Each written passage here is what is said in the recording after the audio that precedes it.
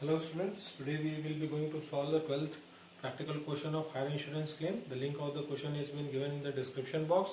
You are requested to download it, read it, and in the question it is being given that a fire occurred on 1st July 2020 in the premises of A Limited and the business was practically disorganized up to 30th November 2020. So date of fire हो रहा है 1 जुलाई 2020 and उसका जो business disorganise हो रहा है वो कब तक के डिसऑर्गेनाइज हो रहा है 30 नवंबर 2020। ये हमारा क्या हुआ, ये हमारा हुआ इंडेमनिटी पीरियड। तो हम सबसे पहले क्वेश्चन में क्या लिखते हैं, इंडेमनिटी पीरियड। इंडेमनिटी पीरियड है 1 जुलाई 2022, it is given 30 November 2020। Total 5 months था। Next step number 1, it is computation of short sales. Short sales निकालने के लिए सबसे पहले हम लिखते हैं actual turnover of previous year for the same corresponding period.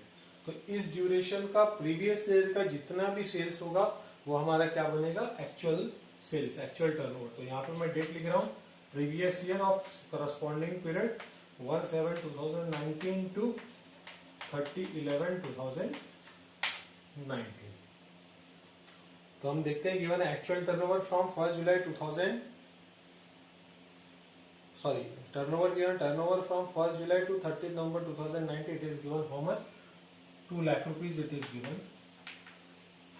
फिर हम क्वेश्चन में चेक करते हैं क्या there is an clause of increase in the turnover. तो क्वेश्चन के लास्ट पैराग्राफ में लिखा हुआ है कि there is been considerable increase in the trade and it is agreed that an adjustment of 20% be made in respect of upward trend in turnover. तो turnover का क्या हो रहा है, ट्रेंड अपवर्ड हो रहा है, मतलब सेल्स ज्यादा हो रहा है और उसको यहाँ पे उसको दिखाना है। तो हम यहाँ पे ऐड कर देते हैं 20% इंक्रीज इन सेल्स। तो that is how much, 2 lakh का 20%, ये कितना आ गया 40,000। Total it is how much, 2,40,000। Less करेंगे इससे, that is how what actual turnover during the indemnity period, that is 1/7/2020 to 30/11/2020। तो हम देखते हैं एक्चुअल टर्नओवर कितना दिया हुआ है। एक्चुअल टर्नओवर दिया हुआ है 60,000 रुपीज। 60,000 माइनस किए तो शॉर्ट सेल की जो अमाउंट आई है वही है, short sale it is equal to how much, 1,80,000। Step number 2, computation of gross profit rate. Gross profit rate का फॉर्मूला है net profit plus insured standing charges divided by net sales multiplied by 100। Question में पढ़ते हैं और ये हमको याद रखना है कि प्रीवियस फाइनेंशियल ईयर जो कंप्लीट हो चुका है उसके अकाउंट से हमको वैल्यू लेना है। तो यहाँ पे दिया हुआ है net profit for the last financial year, it is given how much, 90,000 plus यहाँ पे इंश्योर्ड स्टैंडिंग चार्जेस गिवन है 60,000 और टोटल स्टैंडिंग चार्जेस भी गिवन है। Total standing charges it is the sum of insured standing charges and uninsured standing charges divided by sales turnover of the last financial year, it is given how much, 5 lakh multiplied by 100, it is equal to 1,50,000 divided by 5 lakh। तो यहाँ पे जो percentage आया gross profit का वो कितना आया, 30%। Next step number 3, calculation of loss of profit. Loss of profit में कंडीशन नंबर ए, सबसे पहला short cell multiplied by gross profit rate short cell की अमाउंट कितनी आई है? शॉर्ट सेल की अमाउंट आई है 1,80,000। ग्रॉस प्रॉफिट का परसेंटेज कितना है? 30%। तो यहाँ पे 30% लिखिए। यहाँ पे total amount of loss of profit ये आ गया 54,000। इससे हम ऐड करते हैं point number B, that is increased cost of working. Increase cost of working में हम बोलते हैं लीस्ट ऑफ 3 कंडीशन।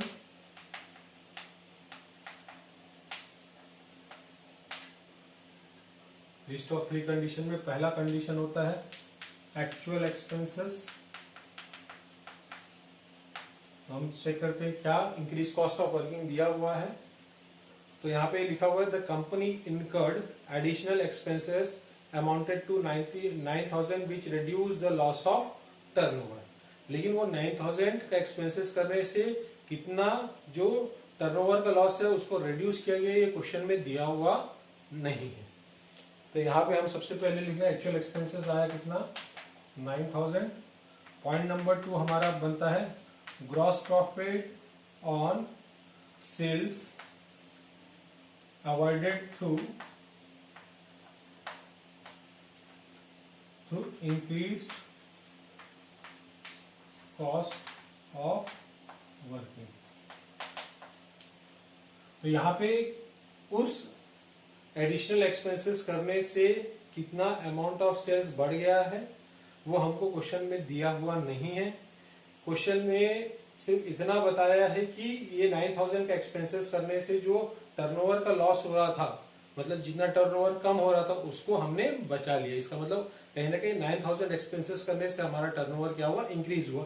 लेकिन वो एक्चुअल टर्नओवर कितना इंक्रीज हुआ ये क्वेश्चन में दिया हुआ नहीं है। जब दिया हुआ नहीं रहता तो हम एक्चुअल टर्नओवर को ही यहाँ पे कंसीडर करते हैं। एक्चुअल टर्नओवर में जितना भी ग्रॉस प्रॉफिट कंपनी अर्न करेगी वही हमारा क्या बन जाएगा? Point number 2। ग्रॉस प्रॉफिट का रेट कितना है?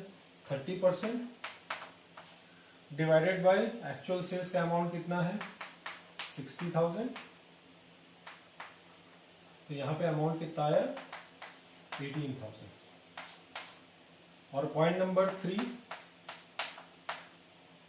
यहाँ पे हम लिखते हैं gross profit on adjusted turnover divided by gross profit on adjusted turnover plus uninsured standing charges multiplied by increased cost of working। और जो gross profit on adjusted turnover होता है वही हमारा क्या होता है? Amount out to be insured. इसका मतलब सबसे पहले हमको क्या कैलकुलेट करना है? Amount out to be insured.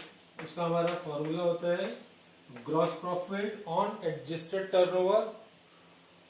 Adjusted turnover क्या होगा? वो 12 मंथ्स का टर्नओवर रहेगा और वो जस्ट प्रिसीडिंग रहेगा from the date of fire. मतलब 1 जुलाई 2020 में फायर ऑकर हुआ है, उसके एग्जैक्ट 12 महीने का जो टोटल सेल्स रहेगा उसको पहले हम एडजस्ट करेंगे और उसका एडजस्ट करने के बाद जो उस पर ग्रॉस प्रॉफिट आएगा वही हमारा क्या बनेगा? Amount out to be insured और gross profit on adjusted turnover.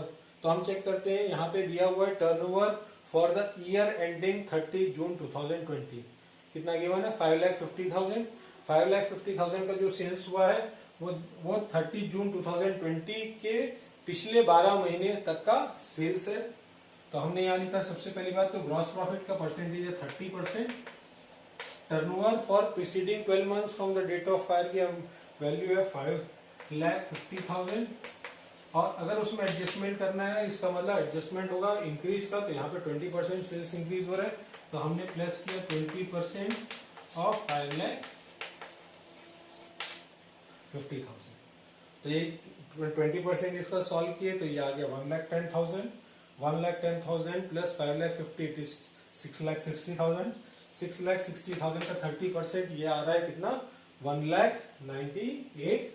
60,000। एक बार चेक कर लेते हैं, 6,60,000 मल्टीप्लाइड बाय 30%, तो ये अमाउंट कितना आ गया, 1,98,000।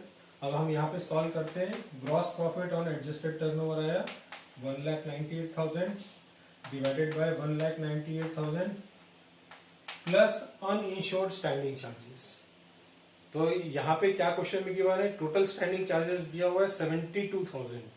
Total standing charges it is the sum of insured standing charges and uninsured standing charges. अब टोटल स्टैंडिंग चार्जेस है 72,000 का, इंश्योर्ड स्टैंडिंग चार्जेस है कितना 60,000 का, दोनों को माइनस किए 72,000 माइनस 60,000, तो अमाउंट कितना है 12,000। ये 12,000 हमारा क्या हो गया, uninsured standing charges multiplied by increase cost of working, कितना इंक्रीज हुआ कॉस्ट 9,000।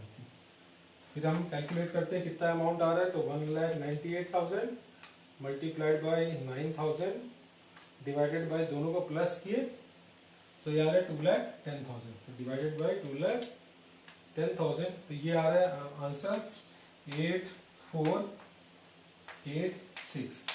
It is ₹8,486 approximately.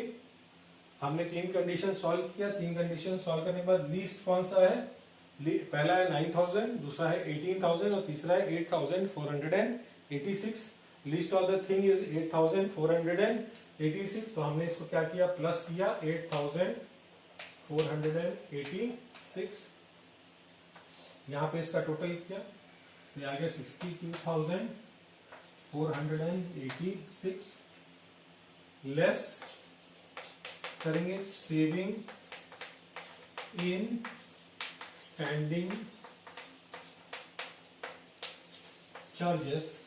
तो सेविंग इन स्टैंडिंग चार्जेस कितना हो रहा है, तो हम क्वेश्चन में देखते हैं। Saving in standing charges given है 2,486, 2,486, दोनों को माइनस किए, ये हमारा आ गया loss of profit. Loss of profit की अमाउंट कितनी है, ये 60,000। ठीक है, तो स्टेप नंबर 3 में हमारा आंसर कितना आया, लॉस ऑफ प्रॉफिट का अमाउंट आया कितना, 60,000 रुपीज आया। Last calculation, it is calculation of amount of claim, that is step number 4। Amount of claim, formula हमारा है उसका, अमाउंट ऑफ क्लेम का क्या हुआ, लॉस ऑफ प्रॉफिट जो हमने स्टेप नंबर 3 में कंप्यूट किया है, multiplied by amount of insurance, amount of policy divided by amount out to be insured. तो यहाँ पे लॉस ऑफ प्रॉफिट का अमाउंट कितना आया है, 60,000 रुपीज। क्वेश्चन में चेक करते हैं कि अमाउंट ऑफ इंश्योरेंस कितना दिया हुआ है, तो अमाउंट ऑफ इंश्योरेंस दिया हुआ है 1,65,000, अमाउंट ऑफ पॉलिसी आ गई 1,65,000 की, divided by amount out to be insured कितना आया, 1,98,000।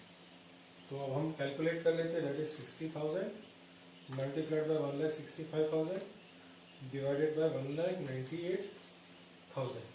तो यहाँ पे अमाउंट आ रहा है कितना, ₹50,000। तो ये हो गया हमारा क्वेश्चन नंबर 12 कंप्लीट।